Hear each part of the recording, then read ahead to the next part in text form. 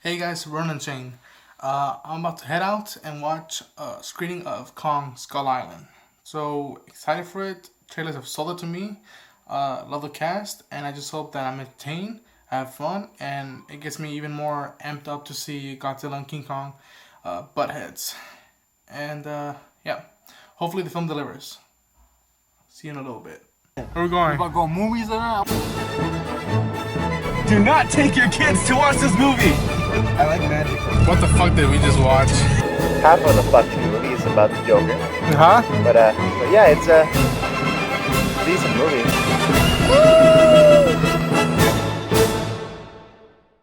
Alright guys, I'm back. Damn, I had a good time watching this film. Kong Skull Island is, to me, better than Godzilla, the previous Godzilla, and made me more even intrigued in this new monsters universe. Not Universal Monster universe, but monster universe. I'm talking about King Kong, Godzilla, and etc. etc. Now, let's get into it. This film takes place in the 70s Vietnam era, and it's about this group called this group run by a company called Monarch, which I think wasn't Godzilla, and that company, the people that are involved in that company are John Goodman, who plays Bill Randa, also Houston Brooks, who is played by Corey Hawkins, and San, who is played by Tian Jin. They believe that there's this island that holds secrets that the world hasn't seen yet, maybe creatures or stuff to cure diseases, and they want to go investigate it. And it's literally right after Nixon announces that the U.S. will withdraw from the war, and they want to get into the island before all that's left of the army goes away. So they get the chance to go into the island and have army escorts that are led by Samuel Jackson's character, Preston Packard. And not only do they need an army escort, but they need I forgot what was the title of. They need Tom Hiddleston. They need Tom Hiddleston's James Conrad, who knows how to navigate through wilderness. If you guys know the word, please leave it down in the comment. I forgot the name. And they want a good journalist photographer, and Brie Larson, who plays Mason Weaver.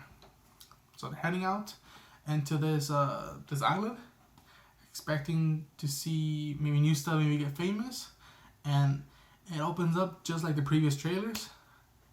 Is that a monkey? Boom! We're shown the reveal of King Kong, and he is a badass. He starts destroying helicopters, boom, boom, boom, left to right.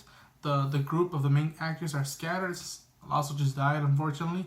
But now they're stuck in this island with a big monkey. In terms of describing the story, that's all I'm going to say. And I'll leave the rest for you guys to discover. However, I am going to spoil stuff that I didn't like and did like. I liked the performances by Tom Hiddleston, Brie Larson, hold on a second, I have it right here on my screen. The actor who played Eazy-E, Jason Mitchell. The performance by Toby Kebbell, who plays Jack Chapman. I also like the performances from these two other actors, Shia Wickham, who plays Cole, and Thomas Mann, who plays Slicko, I don't know. They're part of the soldiers of the group.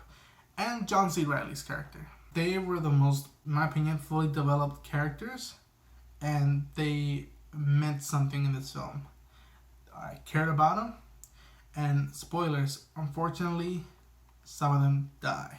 For example, Toby Kebbell's character, Jack Chapman, who right before the mission goes off, he was ready to go home and see his kid, or I think he was doing something, but he was writing a letter to his son. Dear Billy, I missed you. I haven't been there. I'm a fucked up father, whatever, but I miss you. He gets killed, and right before he gets killed, he finishes his letter, and you see him die and you're like, oh, he can't, oh, that sucks. Another character that also broke my heart that he died was Cole, played by Shea Wiggum. The reason why I mentioned those other supporting actors is that they had good chemistry, and you not necessarily identify with those specific characters, but you identified their relationships. They were best friends. They fought together. I have friends that I've grown up since 7th to 8th grade, so there was chemistry. And when, for example, Cole's death came up, the closest to him was Mills, Jason Mitchell, and Cole at that point sacrificed himself so that the whole group can get away from these skull crawlers that John C. Reilly puts out, and he pulls out the grenade pins. He tries to sacrifice himself, get eaten by this big reptile iguana. Fortunately, the iguana kicks him off, and he explodes, and you're like, no, Cole. Apart from that, of the people that I liked, those died, and I was worried that they were going to kill off Mason Weaver and James Conrad. There wasn't a romantic thing, but they cared for each other, and they had each other's back. Standout for me was John C. Reilly, because from what I've seen in the trailers, I thought he was just going to be comedy relief. He was that and more. He had a story. The story opens up with, in World War II, funny enough, with our American plane and a Japanese plane falling down into the island of Skull Island. A Japanese and American soldier, they try to kill each other. They go into the jungle. They are about to one of them is about to kill the other, and they get intruded by King Kong. While we're thrown into the main story, John C. Reilly was that surviving American soldier from World War II who had been living in Skull Island for the past 28 years with the villagers of Skull Island, which I would call them the scholars. I don't know, but he had lived with them, and you had seen through John C. Reilly's performance that he had gone a little bit crazy. He had lost hope. He was thankful that he met this group that was his ticket out of there.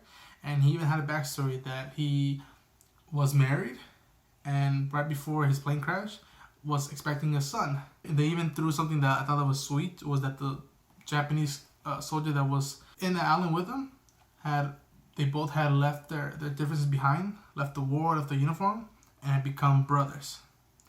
And in honor of not leaving his brother behind, John C. Reilly takes his I think it's a katana. Correct me if I'm wrong. He took his Japanese sword in honor of him and used it to fight off all the monsters. By the end of the film, spoilers, they make it out. They make it out of the island, and John C. Reilly's character goes back home to his wife and his son, and is received with love and shock. And he ended up being a big Chicago Cubs fan, drinks his beer, and eats a hot dog. So I was relieved that John C. Reilly was just going to be just a throwaway comedy character that would die towards the end, and he actually lived and had a cool and sweet arc. Now to performances that I thought were like, eh. John Goodman's performance in Bellranda was okay. It wasn't like his previous performance in 10 Cloverfield Lane, which was holy shit. But it was okay, passable, and he had known all along that there were these monsters that existed, brought up the group that he was in, endangered the soldiers and the Tom Hiddleston and Brie Larson, and by the time he gets killed, you're like, probably deserved it. But it was okay. Samuel Jackson. Now, before anyone jumps on my back and be, how dare you, how dare you, I love Samuel Jackson. I love Samuel L. Jackson, Mr. Jackson. The epitome of cool badass. Love him. Pulp Fiction, Nick Fury, the Negotiator, the first Triple X film, and the rest of Quentin Tarantino films. I love him. I love the actor. I think he's one of the coolest and greatest actors of all time, and he's an icon in cinema. However, his character of Preston Packard, I thought had potential and had a reason why he was in the film. He had a reason. He was the leader of the army escort. But up until that beginning, before they left to the island, he was sort of done and wondering himself, why does this all matter? Why did I fought in all this, in all these battles and the wars? What does it mean? What is my legacy and all that jazz? By the time they go to Skull Island and he realizes that some of his men died and he wants to take revenge, he, first of all, during the attack, he doesn't get injured. And I thought he was too clean or too unharmed to be okay and have revenge. I thought for at least a little bit he'd be a little traumatic and would have some injuries to hold him back. And throughout the whole film, they take pauses or breaks, and he's like, okay, let's go kill that monkey. By the time the rest of the people realize that he doesn't care about getting out of this island, he cares about killing King Kong. And whatever gets in front of his way, they know he's gone a little bit mad. And I understand his motives a little bit, but the thing is, to me, they weren't fleshed out too well. At the beginning, we just got a little hint about it, and I sort of presume, okay, he's doing this because of this. He's doing this because of this. And I really, I kind of found him as a jerk, and I'm like, oh, please tell me he's not going to make it out. And by the time you realize he doesn't make it out, you're like, yeah, you kind of had it coming. But I thought there was potential to his character's motives. And again, I love Sam Jackson. Sometimes there are some films that just don't land for me that involve him. Sometimes there are films that do land for me that he's involved with. This one was not one of them that I'm going to remember Sam Jackson for being on. Again, I love him, but for me, now go on to the major stuff of the film. Cinematography was awesome, fucking awesome. I got Apocalypse Now vibes, a little bit of Full Metal Jacket, and Larry Fong. A la verga. This guy, he was the DP for BVS, which, say whatever you say about the film, cinematography, through visually and through the cinematography, it's a beautiful film. Beautiful film. He did 300, for fuck's sakes. God damn. He did Sucker Punch. He did Watchmen. Good God, he did Watchmen. He did a couple of Lost episodes, and they really catch my attention that I've seen. He did Now You See Me, Super 8, and I think he's doing the new Predator film. Damn, this movie was awesome, and it was shot beautiful, and goddamn, if you haven't seen any of the trailers, don't, because the last trailer was the best out of all of them, and there's a cool sequence that I'll get to right now that spoiled for me a little bit of the film, but I enjoyed it well. Now, in the film, there's a scene that as the helicopters of the army escort and all the main characters going through Skull Island, they get blocked by King Kong. King Kong is throwing off helicopters left and right, and there's a sequence where we actually as the audience, seeing how the inside of the helicopter is being grabbed by King Kong, and there's two soldiers in it. We see them being terrified. They're like, what the fuck is going on? We see the mouth of King Kong this big, and all I thought was, that sucks for them. Thank God I'm not there. And as a kid, to me, what I know and feel and love about King Kong is the Universal Studios, Hollywood, original King Kong ride. Not the new 3D, the one by Peter Jackson. No, the original one that is actually mechanical King Kong. And the 1970s King Kong film version. Not the original OG stop motion King Kong, the one with Jeff Bridges. That's what I remember of King Kong. Yes, I've seen Peter Jackson's King Kong. Not for me. But damn, Larry Fong knows how to capture a good ass film, how to capture characters, how to capture moments, and how to capture sequences. God damn. Love the cinematography in this film. Jordan Vogt-Roberts. Now, I had not seen any of his previous films. For a first time of seeing of his work, bravo, sir. Bravo, sir. I know you're not doing the next Godzilla film, but Warner Brothers or whoever's in charge of all of the Godzilla and King Kong movies hired this man to do another one of those films. Shit, do the Kong sequel. Do it, because bravo to the director.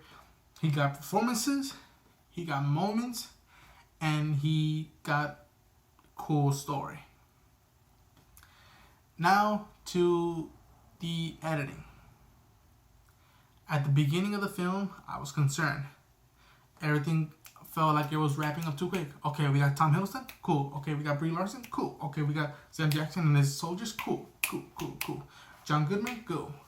It felt like everything was wrapping up too quick, and we were like rushing to like, get to the monkey. I understand why people probably got a little upset with the cock tease in Godzilla, but I felt even though this movie is about a big monkey, the humans we should at least like since they're there. Now the editing after was sort of for me up until the second that they're heading out to Skull Island. When the choppers or the Hueys, whatever, heading to Skull Island, they're going through this storm that's sort of keeping the island secret, sort of the Bermuda Triangle of King Kong. And when they get to King Kong, who starts wrecking shit all over, from that point on until the end, the editing was perfect, the pacing was perfect, beautiful, perfect pacing. But before that, you rushed a little bit. Maybe people dig it, maybe people don't. I kind of didn't really dig it, but the rest of the film saved the editing. So kudos to them. I've been recording. Damn, this video's too long. But to leave it out and end it out is that I love this film. I was entertained by it. It surpasses Godzilla way more, even though at the beginning I was concerned. And go check out this film. Go check it out. Stay after the credits. Stay after credits, because the minute I got out of the auditorium, I yelled, holy shit. Holy shit. So stay after the credits. But yeah, that's gonna be my review, spoilers review sort of Kong Skull Island. I definitely go recommend it, and I would give it a 8.5 out of 10. I really enjoyed it, had a good time, and kudos to everyone involved of the film, to Jordan Vogt-Roberts, to Larry Fong, to the cast and the crew. You guys did a job and honored King Kong as well. Oh, and before I leave, whoever motion captured for King Kong, I'm in IMDb. I'm getting two people. Toby Kebbell, who played Chapman, and I'm getting Terry Notary. Both of them say they play Kong. If they both play him, or only one of them played him, whoever played or motion captured as King Kong, bravo. Bravo, muchas bravos. Because, damn it, you brought me back as a kid. The look of him, and it showed how badass and how cool he is. And Godzilla, you got competition coming, motherfucker. You got competition coming. Kudos to whoever motion captured him. If it was Terry Notary, bravo, Mr. Notary. If it was Mr. Kebbell, bravo, Mr. Kebbell. If it was both of you, bravo to both of you. You guys did a good job. And that's gonna be it for this video. And hopefully you guys liked it. And I'll see you guys in the next video. Take care.